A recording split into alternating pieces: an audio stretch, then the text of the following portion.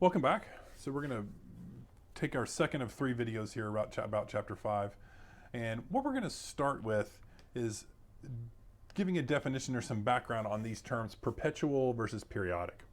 And so the first thing I want to do is give you just a brief synopsis of what they are. Your textbook has got more extensive information about this if you're curious or just want to dig deeper.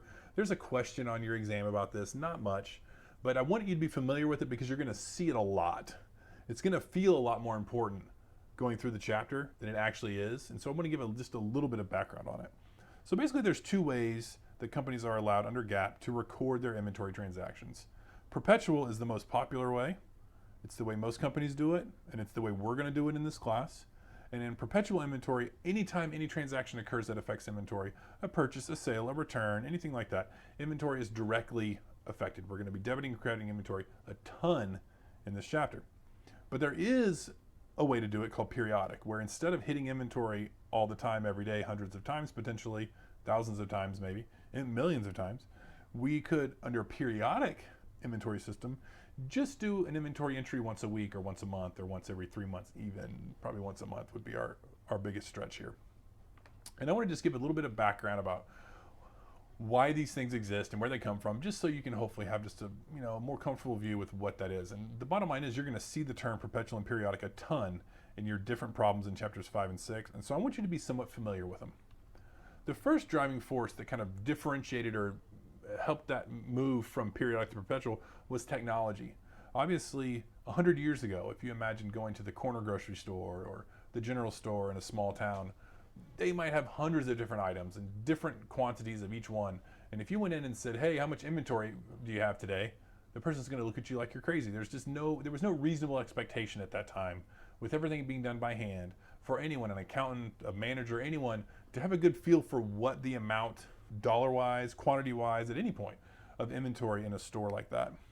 But technology changed that. Technology made it so it's reasonable for us to be able to say, how much inventory do I have in a big box store like Best Buy or Walmart or someplace like that. Very important step in this evolution. We wouldn't have a perpetual inventory system if we didn't have the technology we have in terms of computers and computing power. Obviously, because we're making our entries at different times, our entries will be different. For example, when we do a purchase under perpetual, we're going to debit inventory directly. Debit inventory, credit accounts payable. But when we had purchases using the periodic method, we debit purchases, an actual account called purchases. And again, there's this whole process involved in that. And so again, for the most part, you can ignore periodic. You just need to know what the differences are. Just be aware that it exists. Just be aware that there's this perpetual versus periodic thing that happens. So what types of transactions are we going to see? We're going to see sales, we're going to see purchases, we're going to see returns, and we're going to see discounts. Now, most of you, when you see discounts, you're thinking about sales or coupons or things like that. Nothing that interesting. Actually, unfortunately, nothing that easy either, but we'll get there. And so what we're essentially going to do is in this video, we're going to go through all the purchaser entries. There's like 5 purchaser entries, and then we're going to stop. You're going to have an opportunity to practice that, and then we're going to come back and do the seller entries, and then we'll be done. The first purchaser entry is one you should have, and as a reminder, I'm going to give you a prompt for the entry, and if you want, you can hit pause and write the journal entry down if you think you know what the answer is. I think that might be helpful to you, but again, the purpose of a desk lecture is to be somewhat quick, so I'm not going to wait around. Plus, this is a pretty easy one. This is one we should know from chapter 2. Debit to merchandise inventory, or just inventory, and credit to accounts payable. Now let's talk about purchase discounts. So the first thing I want to point out when it comes to purchase discounts is this is a very common thing that happens. It's a very typical arrangement. When businesses sell to each other, this discount policies and procedures are somewhat common. Unfortunately for us as regular people, we don't see these things very often. So this is more than likely going to be very new for almost anyone watching this. Now here's how discounts are presented. And this is said 210 net 30. That's how we say that, 210 net 30. It's not 2 divided by 10, it's 210 net 30. Well, what the heck does that mean? Who the heck knows? Well, here's what it means. It means there's a 2% discount if paid within 10 days, otherwise pay within 30 days. So the first two numbers, this is the percentage of the discount. This is how many days you have to take the discount. And then this is how long you have if you don't want to take the discount. Now, for your purposes as a student in 1211, you're going to be approached with a couple of different 210 net 30, 110, 115, 310, 315. Any of these are possible discount scenarios that you might see. And so you need to be somewhat nimble and prepared for different numbers that will come up. One thing I will tell you is that your homework and your exam will either be super obvious, whether it's been 10 days, or it will tell you inside of the discount period. It'll be very obvious. You should never be in a position where you're not sure, if you look, whether the discount's being taken or not. So here's our entry. So looking at the same example from before, which is a $1,000 purchase of inventory, this time at 210 net 30, again, assuming we're inside of the discount period here. It's not fun if we don't do that. So if we're inside of the discount period, the first thing I always suggest students to do is they debit accounts payable. You look back at the previous transaction, look at what the accounts payable was, consider any returns. We don't have any in this case, so we're going to debit accounts payable 1,000.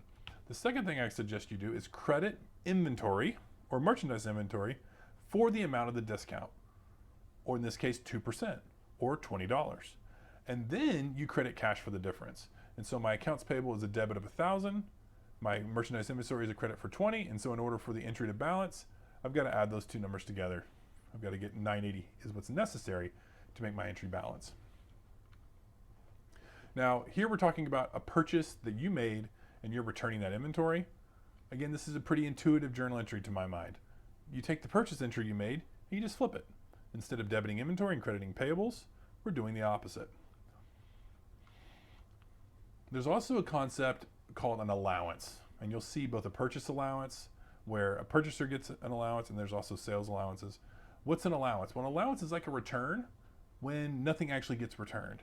And so an example I like to give is if you go to a restaurant and order a meal and something's wrong with it, and you say, hey, something's wrong with this meal, they don't take it back, put it back in their inventory and sell it to someone else. No, they just write it off essentially, or they just give you it for free. That's what an allowance is. That's what a purchase allowance is. A purchase allowance is just saying, okay, sorry about that mistake. We're going to throw some money at the problem. Don't send us it back for whatever reason. Either they want you to keep it or they want you to throw it away. Luckily for us, the journal entry is the same. There's no difference between a purchase return entry and a purchase allowance entry. The hardest part for you is keeping track of whether it's an allowance or a return, and then when it happened and making sure you keep track of all your discounts. That'll be the most challenging part. All right, one last bit of info before we're done with the video 2 here, and that's freight. So we're talking about FOB terms, and again, your textbook has got lots of more information about this. I'm doing that pretty briefly. So we've got two different ways that we can define our shipping terms. First thing, before we get too far into this, the words FOB means free on board. You don't really need to know that, just FYI. FOB. Now, if you want to know a translation that actually might be helpful to you, is think about the FOB acronym as meaning ownership is transferred. And so for this example, FOB shipping point, you could say ownership is transferred at the shipping point. So as soon as this truck leaves the shipping point, the buyer owns the goods. The buyer owns the goods. FOB destination is kind of the opposite, which is, in this case, it's ownership is transferred when it gets to where it's going. So again, in the first scenario, ownership is transferred as soon as it's shipped. In the second scenario, ownership is transferred when it arrives at its destination. Most of our, regular people transactions are FOB destination, where if you order something online and it gets lost in the mail, they just send you another one. It's not your fault. They don't charge you for it. You don't have to pay for it twice most of the time. So that's what we're most used to seeing. One other point on freight, which is what's our journal entry for freight in? Again, this is the most missed question from this chapter, would be my guess, is this issue, which is freight. Most of you, if you were to write this journal entry down, would write it down wrong at first because it's a little bit counterintuitive. So instead of debiting freight expense or shipping and cost or some kind of shipping freight something or other you would come up with, we're debiting merchandise inventory. If we're paying for something to come to us, if we're paying $100 for, or $1,000 as in the example that we've used so far, and we spend $100 on shipping, why wouldn't we add that $100 into the cost of the item? We should, and that's what's going to happen. We're going to be debiting merchandise inventory and either crediting cash or crediting accounts payable. This leads us to our worksheet 2, which is all purchaser entries. There's a purchase of goods, 2 purchases, there's 2 payments, one with a discount of $210, one with a discount of $315, I think, something like that. There's some freight, there's a purchase return. So there's a pretty wide gamut of different purchase entries. Work on that. Don't forget to take a break, and we'll see you for video 3.